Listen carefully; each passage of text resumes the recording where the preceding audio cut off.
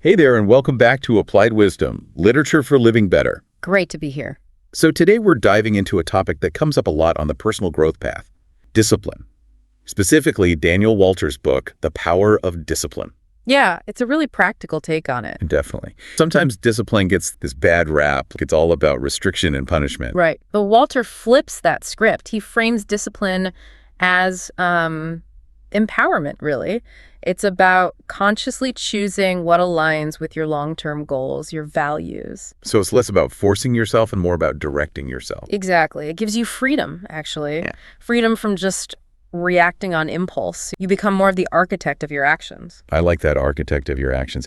And he makes a really key distinction, doesn't he, between discipline and motivation. He does. And it's crucial. Motivation, well, it's great when you have it, but it ebbs and flows. It's unreliable. You can't always wait for motivation to strike before you do the important stuff. Precisely. Discipline is that commitment to act, regardless of how motivated you feel in the moment. It's the engine, not just the spark. And what's interesting is he suggests that action, fueled by discipline, can actually create more motivation down the line. It really can. It's a positive feedback loop. You act, you see results, you feel more capable, which boosts motivation to act again. So beneath this idea of discipline, there's self-control. How does Walter approach that? He talks about it almost like a cognitive resource, something that can be depleted but also strengthened. Think of it like a muscle. Right, so some days you might have more strength for self-control than others. That explains why resisting temptation is harder when you're tired or stressed. Exactly. Understanding that helps you manage your energy more effectively. You might tackle tasks requiring more willpower when you're feeling fresher, for instance. Makes sense. Let's get into the psychology a bit more. He brings up willpower, as you said, being limited. What else? Well, the habit loop is central to his approach, the cue routine reward cycle. Ah, yes. Understanding that is key to building better habits, isn't it? Definitely. Because once you understand how habits form, what triggers them, what the action is, and what the payoff is, you can consciously design positive habits. So you're essentially hijacking that loop for your own benefit. Sort of, yeah. You make the desired behaviors more automatic, the default path. Instead of fighting uphill, you're paving a downhill road. So an actionable step here might be pick a habit you want to build and really map out that loop. What's the cue? What's the routine you want? What's the reward? Exactly. Be specific. Maybe the cue is finishing breakfast, the routine is 10 minutes of stretching, the reward is feeling energized, or maybe that first cup of coffee afterwards. Gotcha. And then there's mental toughness. It sounds intense, but Walter breaks it down. It's really about resilience, perseverance, emotional steadfastness when things get difficult. So not about being emotionless, but managing emotions effectively. Right. It's about viewing challenges not as, oh, this is terrible, but more as, okay, what can I learn here? It's an opportunity for growth. That requires managing that inner critic, I imagine. Hugely. Negative self-talk is a major barrier. Mental toughness involves recognizing those thoughts and actively reframing them or challenging their validity. So how do we actually cultivate all this? What are the core principles Walter lays out? One of the first big ones is purpose-driven goal setting. Your goals need to connect to something deeper, to your core values. Otherwise, it's just a checklist item, right? No real fire behind it. Exactly. That intrinsic motivation, that why, is what keeps you going when it gets tough. And crucially, break big ambitions down. Into smaller, manageable steps. Yes. Tiny steps, even. It makes the goal less daunting and gives you those frequent wins, that sense of progress. Okay, so an action here. Maybe reflect on your core values. Then pick one goal that aligns and identify just one tiny first step you can take today. Perfect. Just getting started is often the hardest part. And building on that, forging mental toughness. How do we do that actively? Walter talks about deliberately stepping outside your comfort zone. Not necessarily huge leaps, but small, consistent pushes. Trying something new, even if it feels a bit awkward or scary. Or doing something slightly difficult. It builds that resilience muscle. It's also about learning to manage fear and doubt, recognizing them, but not letting them paralyze you. So maybe identify one negative thought pattern you have. I always mess this up. And actively try to reframe it. Like, okay, I've struggled with this before.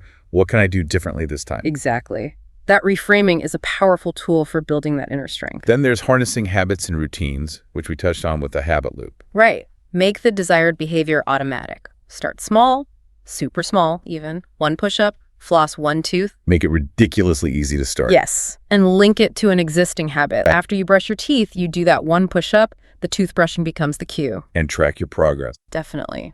Visual feedback helps. A simple check mark. And reward yourself. Acknowledge the effort. Morning and evening routines can be particularly powerful anchors. Actionable step. Choose one tiny habit. Decide when and how you'll link it to something you already do. Maybe put a tracker on your fridge. Simple, effective. What about focus? In today's world, that feels like a superpower in itself. It really is. Walter stresses mastering focus. Combating distractions is key. He likely mentions techniques like time blocking. Scheduling specific chunks of time for specific tasks. Right. Or the Pomodoro technique focused work sprints, followed by short breaks.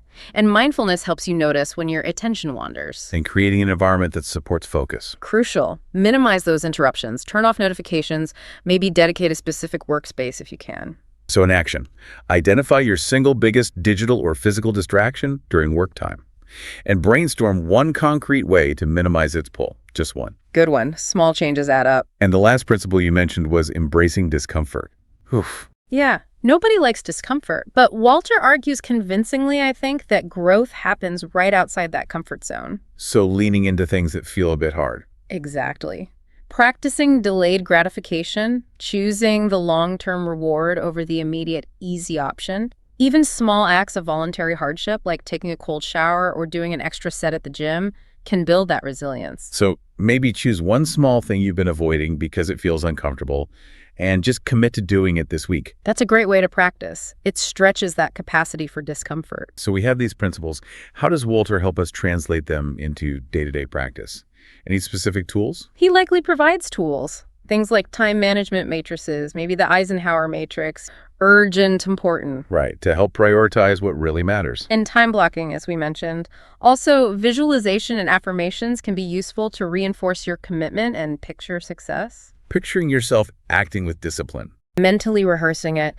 And mindfulness, again, just being aware of your internal state, your thoughts, your urges, without necessarily acting on them immediately. What about that big one? Procrastination. Oh, yes. He definitely addresses that. First, understanding why you procrastinate. Is it fear of failure? Feeling overwhelmed? Lack of clarity? Knowing the root cause helps. Right. Immensely. Yeah. Then you can use tactics, like the 5-minute rule. Just commit to working on the task for 5 minutes. Often, starting is the hurdle. And breaking tasks down, making that first step tiny. Exactly. Or eat the frog idea, tackle your most unpleasant task first thing in the morning. Get it out of the way. Action. That task you're putting off. Break it down into the absolute smallest first step you can take right now. Open the document, write one sentence. Perfect. Build momentum from there. And when things inevitably go wrong, setbacks happen. How do we build resilience? Crucial point. Walter likely emphasizes viewing failure not as an endpoint, but as data, a learning opportunity. So what I learned from this, not I'm a failure. Right. Reconnect with your why. Why was this goal important in the first place? Focus on what you can control moving forward. Seek support if you need it. And practice self-compassion. Don't beat yourself up. No. Analyze the mistake objectively, learn the lesson, adjust your approach, and keep going. So a reflection exercise. Think about a recent setback. What's one lesson learned and one small adjustment you can make next time? That's how you turn setbacks into fuel for future success. And finally, how do we keep this going? Sustain discipline long term. It's not a one-and-done thing. Walter emphasizes tracking progress, celebrating those milestones along the way. Building in rest and recovery is vital to avoid burnout. Discipline doesn't mean grinding yourself into dust. Absolutely not. It requires energy, which requires rest, and maintain flexibility.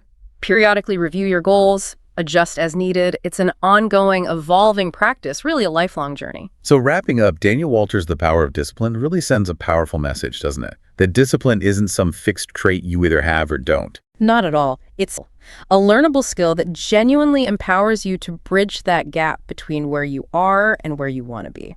By understanding the principles, using the practical strategies, we can actually build a more intentional, more fulfilling life. Absolutely. It's about applying these ideas, experimenting, and finding what works for you. Well, this has been a fantastic deep dive. Thank you for unpacking all that. My pleasure. It's a valuable topic. We really hope these insights and those actionable steps we talked about help you on your own personal growth journey. Keep practicing. Stay tuned for the next one on Applied Wisdom, Literature for Living Better. And hey, if this was helpful, please do like and subscribe. It genuinely helps the channel out. Thanks for listening.